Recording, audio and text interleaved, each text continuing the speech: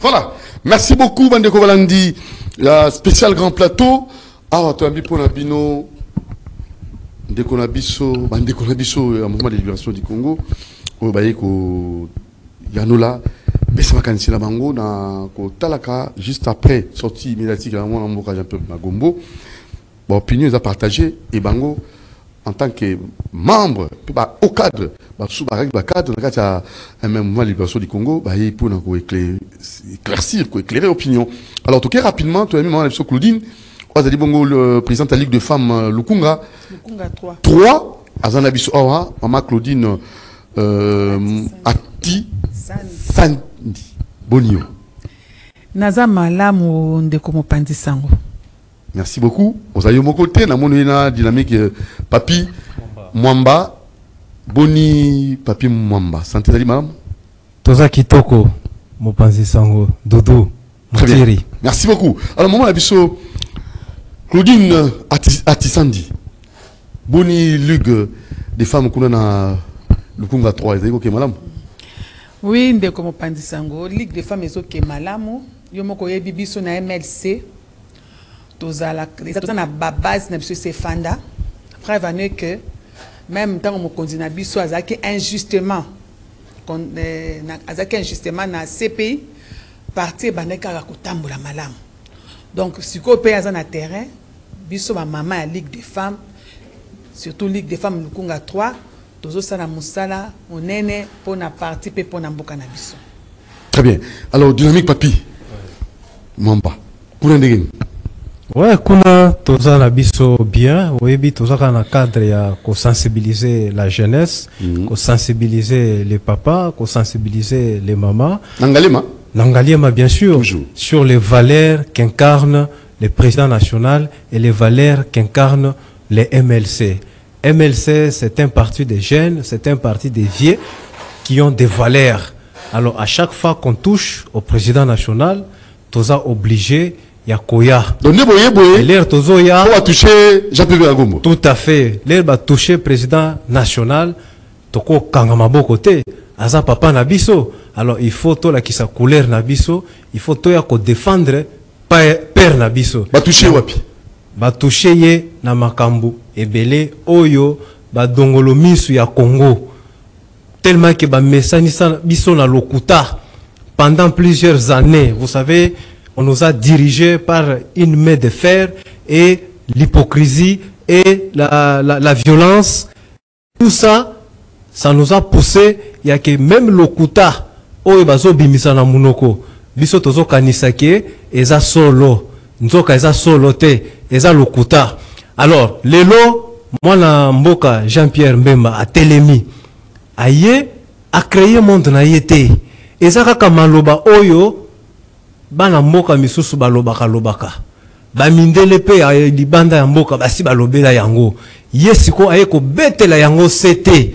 Pourquoi? Parce que to vandi na lokuta mingi na kati ya mboka na biso to tikala koyeba solo te bato bazoloba me bazobanga mais l'air bozo tala mwana mboka lokola Jean-Pierre Mbemba, une personnalité munene ya mboka na biso o ayebi ba information, ministre ya défense à l'époque ayebi ba information ebele yango aye ko lancer ce message pour que biso ba congolais to longwa na mensonge wana to longwa ba esclave tozo indépendance na souveraineté ya mboka na biso. Maman Atisandi Claudine, maman ozali maman ko kama na mboka Bemba Gombo na radio tango lekaki esa kondeni tango landaki yango. Oui, ndeko Doudou Montiri, en tout cas, dans la landa kiango na sepela kimingi. Na lobaki enfin.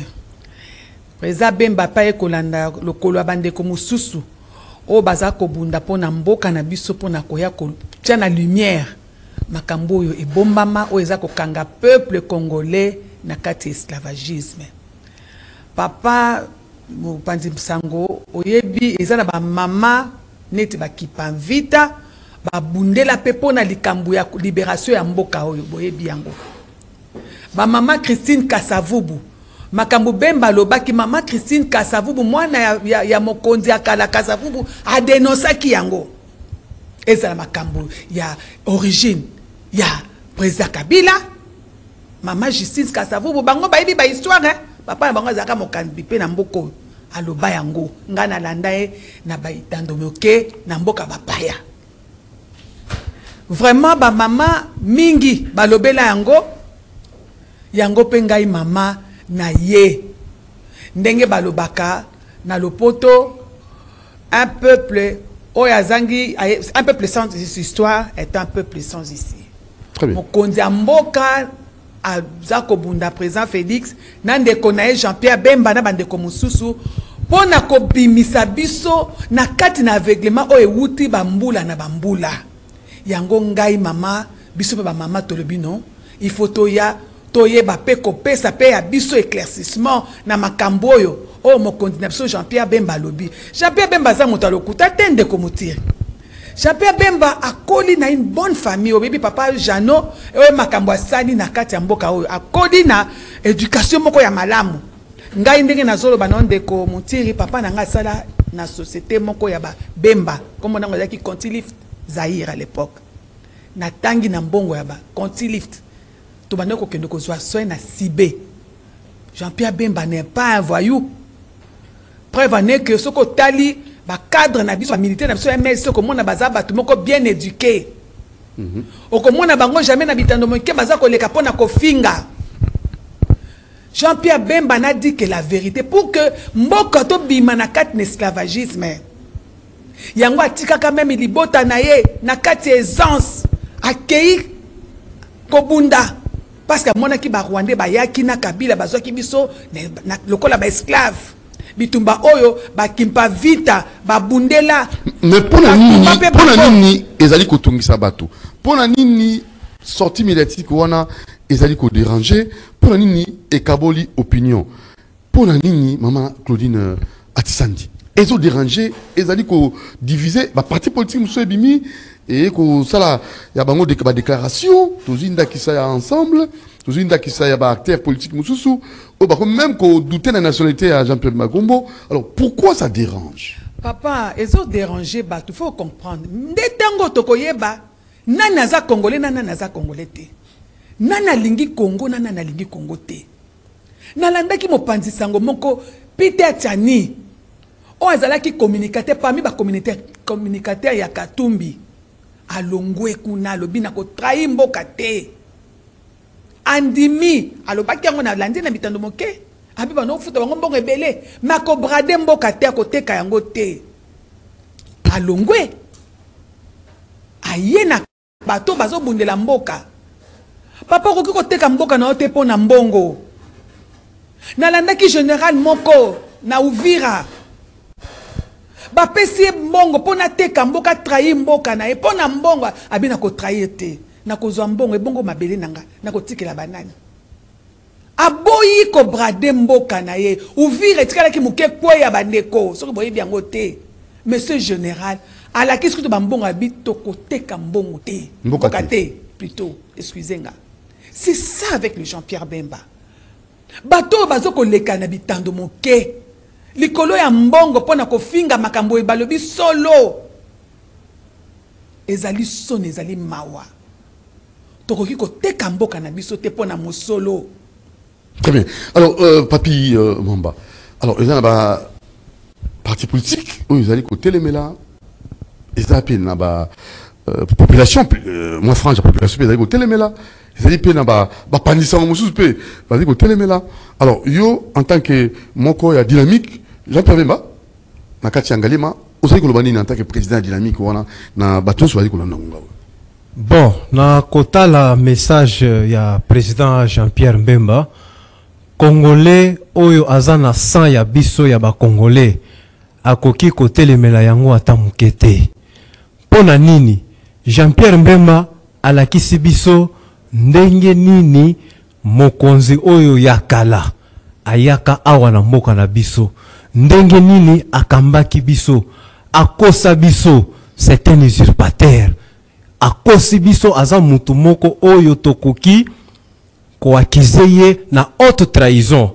Comment vous pouvez venir dans un pays ndeko journaliste talana no président Jean-Pierre Bemba ler bazo yambaye na Top Congo talande azo beta lopoto talande ko na Félix le azo beta lopoto biso toza un pays francophone mais ndeko na biso wana Hippolyte Kanambe depuis azalaka awa oso mona alobi français aza l'aise na français soki azo sala interview na ye asalaka ba interview c'est en anglais oui c'est ça plus à l'aise et pourtant nous sommes un pays francophone ata aucun na ba conférence ya minene libanda ya mboka il faut olakisa que moi je viens d'un pays francophone mais lui il se sent plus à l'aise na anglais alors les bazo lakisa biso noir sur blanc origine na ye awangani papa na ye awangani maman na ye il se fait griffer comme congolais avant de diriger biso azo pe ba information na ya biso ya mboka ya Congo azo partager ango yango na père na ye agresseur na biso Rwandais Kagame.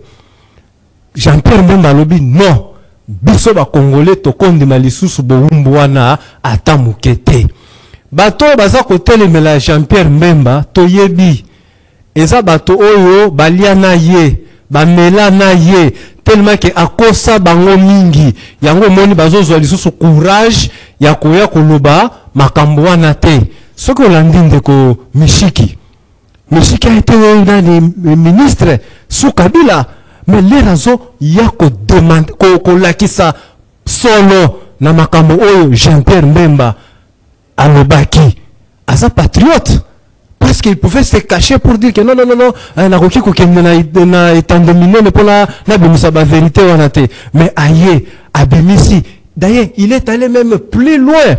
Alors je pense que c'est un moment où notre pays est agressé, où il y a la guerre à l'est de notre pays. Vous savez, lorsque le pays est agressé, on n'a pas besoin d'avoir 2 camps, 3 camps, 4 camps.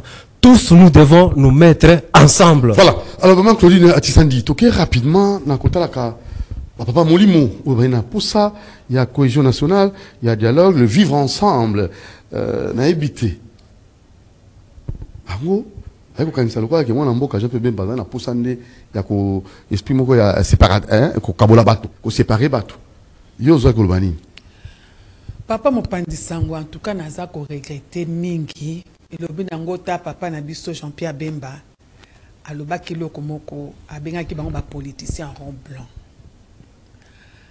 Jean Pierre Bemba boy dialogue te naza ko kanisa la biso toza ko kola il y avait conférence nationale souveraine ezalaki awa ezalaki na contexte ni bana mboka basangani bana mboka na bana mboka mais oyo bango bake kuna na este bake kokuta na bato baza ko agresser biso ndeko mutiri nga nazana ndeko nazana leki ya mwana leki ya grand frère nangai moi plutôt lisangai moi na grand frère nanga utokufa na este na Bitumba toza bandeko bakufi kuna toza na bana basi ba violer bana ba violer bazana ba camp ba réfugiés bango bake ata boza ko luka kimia bokeka na camp ya bato bazo bundisa biso à quelques mètres là bato bazana ba réfugiés bazana na kata ka bazo souffrir wana bolobelo côté bokotala bango te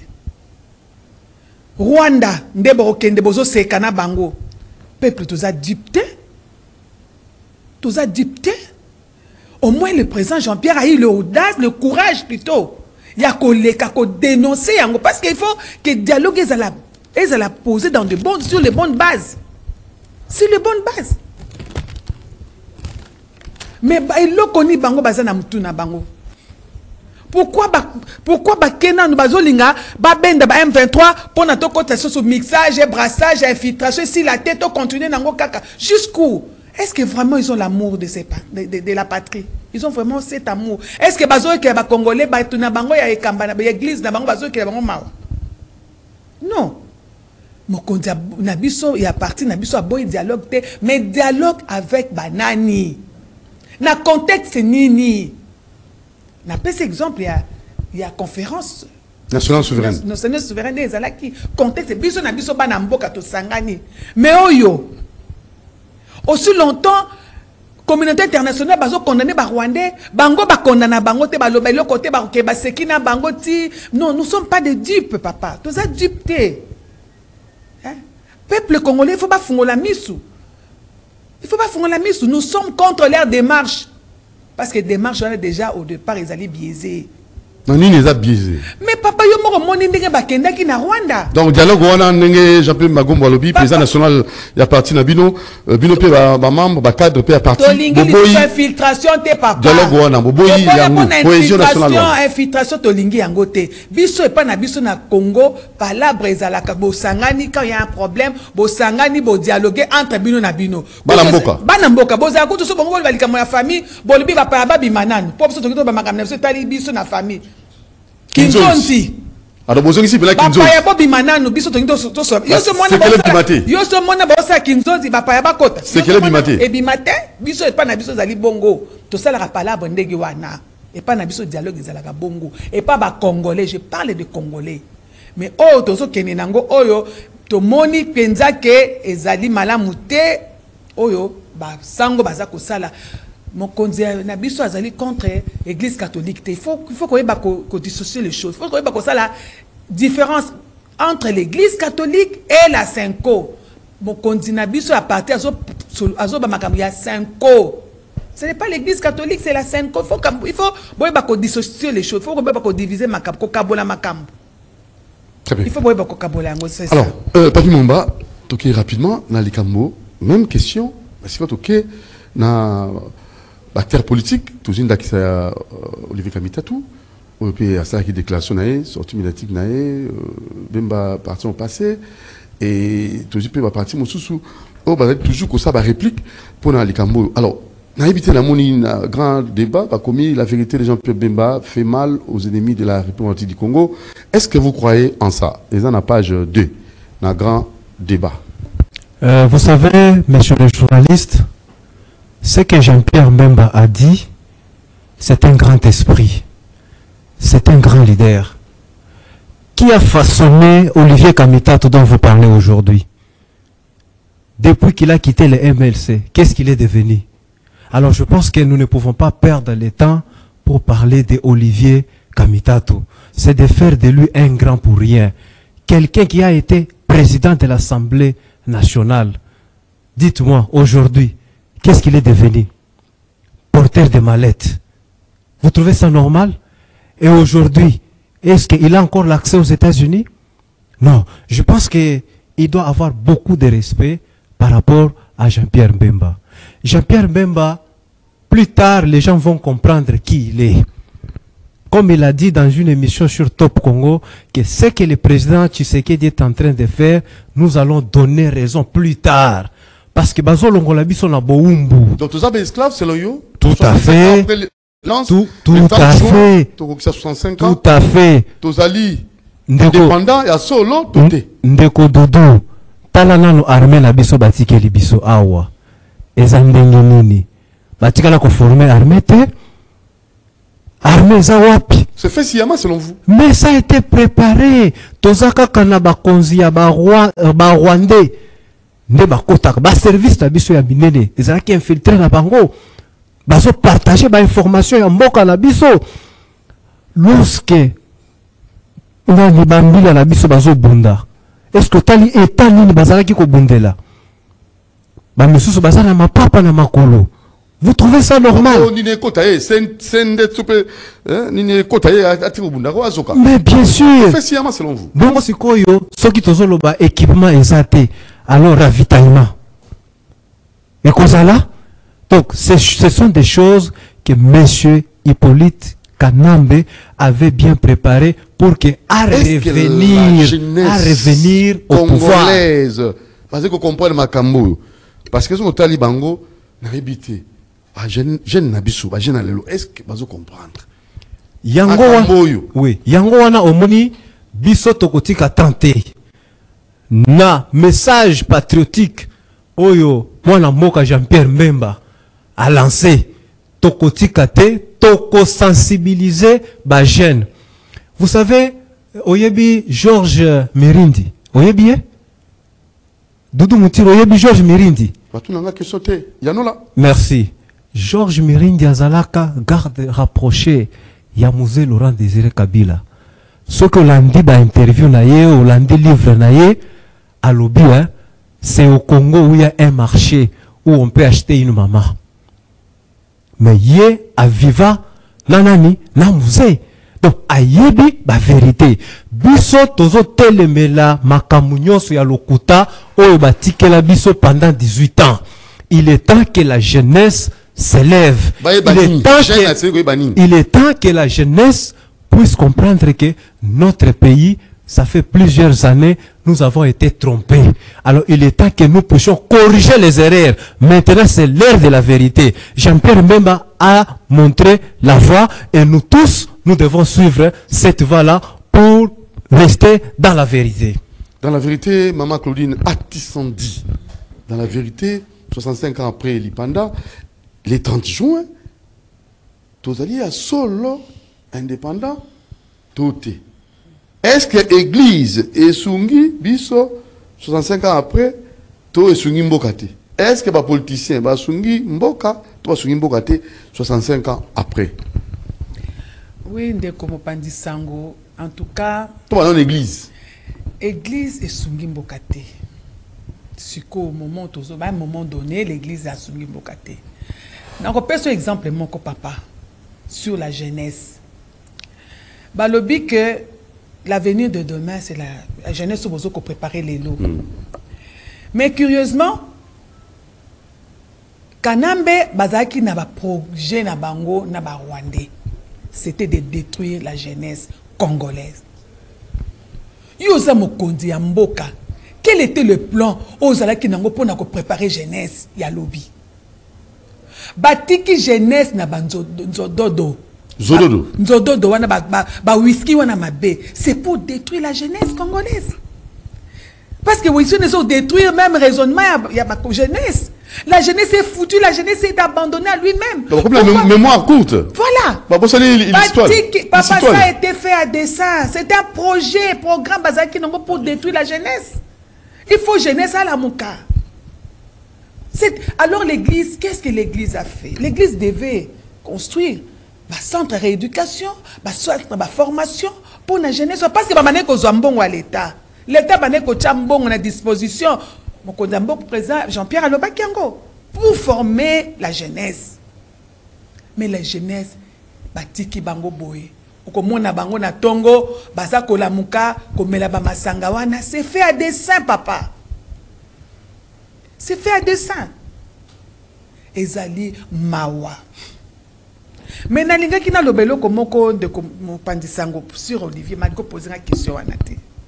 Parce que pour nangai kotanga komba Olivier ezali de balobaka triste mémoire pour nangai par exemple. Pardon? Eza triste. Mémoire nangai. Pourquoi n'a pas bongo papa? Ah, na MLC. Allons à MLC. Allons papa avant longwa na MLC, ngai na bandi MLC depuis 2003. Na fédération liboso MLC, nazaki na 4 comme cadre. Papa bandeko tangu nzokande tangu Olivier bandeko ya l'air makamba sen city tangu ya bandeko ya déjà avant, il a déjà commencé à trahir le MLC et le président national.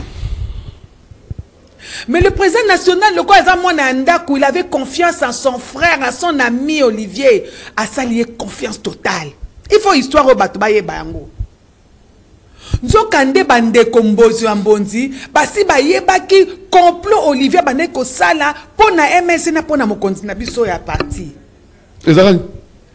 Baneki déjà kozo bambonga Kabila pour na déstabiliser le MLC. Il était déjà traître mais notre président national ne le savait pas. Na ebite soko soko kanisa mko mususu kutu bande kona biso ba mbonzi basaka mobulu na kuna na nini na siège ke ba kokota te Olivier kokota te ezalaki yango déjà bakangaki ba porte ya parti na 2003 Mokbaboyi mokonzi président national a tindi à l'époque mutu kezaki na général Samba na connaît Samba plutôt pour ba ko bande ko Olivier ba plutôt bande ko mbonzi pour ba kende ayo kabango. Mais le président national ne pouvait pas croire. Oh, que complot ezalaki déjà. Président. Donc, Mbonzi pas moi qui allons. Mbonzi sera za koyoka ngai lisolo o ya yebi yango na 2003 basaki mobulu na ba flori. biso tozaki kona na permanence wana l'air wana permanence ezako ba kokota te ba toma lwa kanoso ba kokota te bitumba ezalaki wana. Qui pouvait croire à l'époque que Olivier déjà azaki déjà ndoki ndeko Georges oyo ya biso ya cameraman ayebi histoire wana tozalaka na bango lelo président national ko la muka déjà na retard nzoka ndeko Olivier asi aboma parti asi aboma asi alia corruption asi aboma un traître.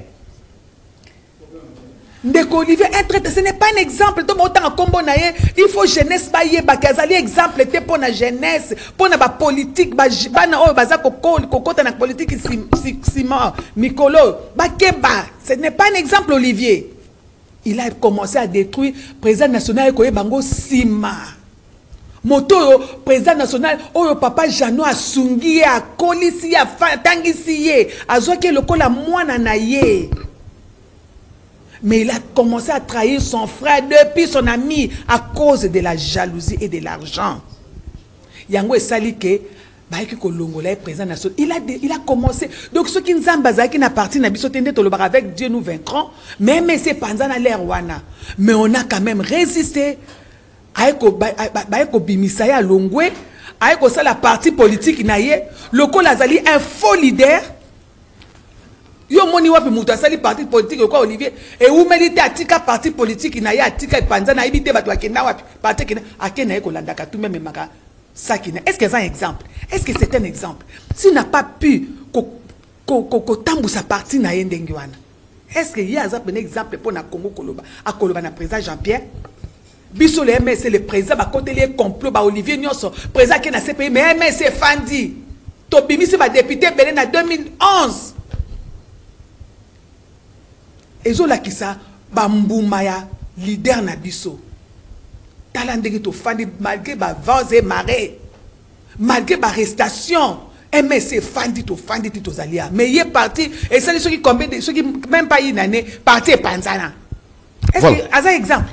Alors maman Claudine artisandi tout qui na malé mena suka na nina pesa yo quand même maloba pour na kotala sika yo kozala ndeni dialogue bobo yango sika yo un dialogue entre les Congolais.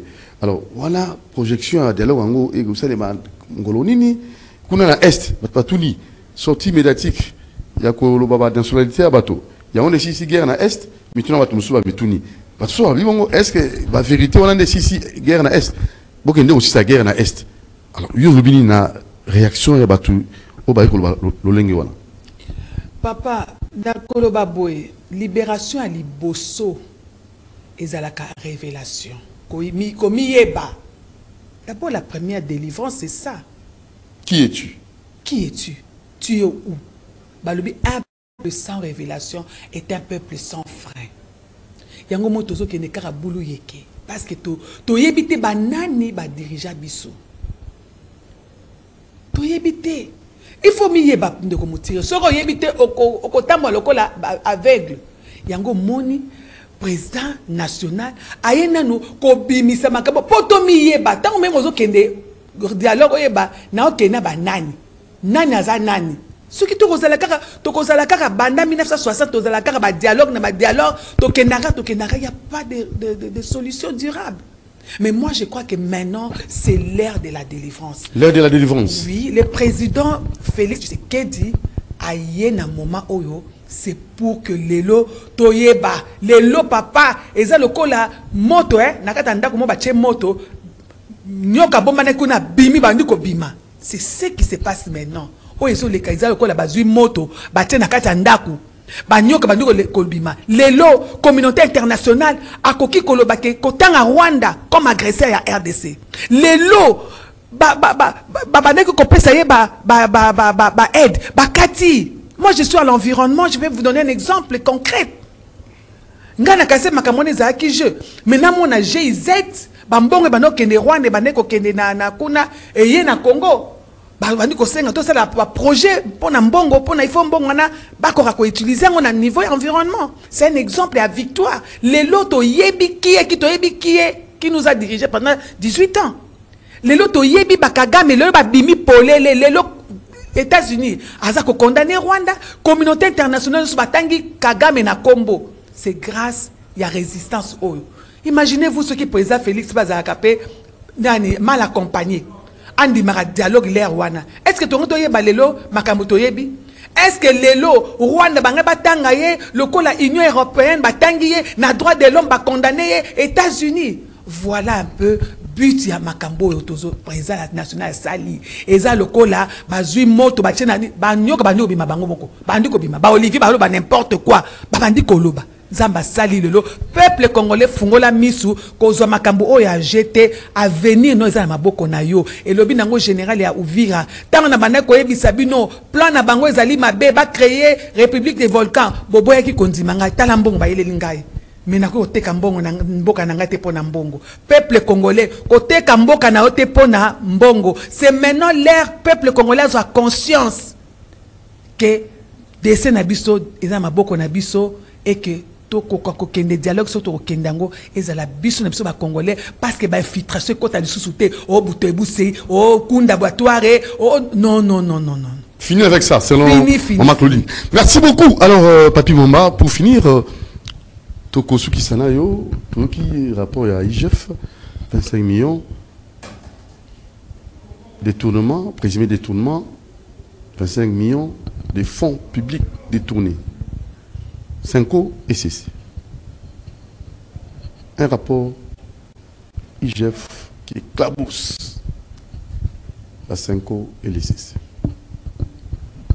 Votre réaction et mot de conclusion. Merci beaucoup, Doudou, pour la question. Wana. Oyebi, même la Bible, balobi à César ce qui est à César. À Dieu ce qui est à Dieu. L'Église ou bien les évêques de la 5O devraient construire les ponts et non pas diviser les gens. Ils se dressent comme des donneurs de leçons. Ils sont spécialistes pour critiquer tout ce que le gouvernement dit et ils ne voient que les noirs. Mais aujourd'hui, ils sont pris la main dans le sac. C'est-à-dire, eux qui sont maintenant les grands donneurs de leçons. Aujourd'hui, ils sont où? C'est pour dire quoi? Ils n'ont pas besoin que le Congo se développe. Parce que l'argent qu'ils ont détourné là, c'est quelques individus, les Cholés, les autres là. C'est l'argent qui devrait servir à construire les hôpitaux. Là où on devrait traiter nos mamans, où les femmes enceintes pouvaient aller accoucher dans les fins fonds, où les gens ont du mal à accéder à des hôpitaux, où ils devraient construire des écoles. Mais imaginez quand entre eux, ils arrivent à se partager cet argent. Mais demain, ils vont encore s'élever pour réclamer quoi? Je pense qu'ils ont montré leurs limites. Ils sont plus que politiciens que les politiciens. Comment ça? Quand vous regardez leurs déclarations, ils nous disent qu'on doit faire un dialogue. Mais ils ont déjà préparé un format.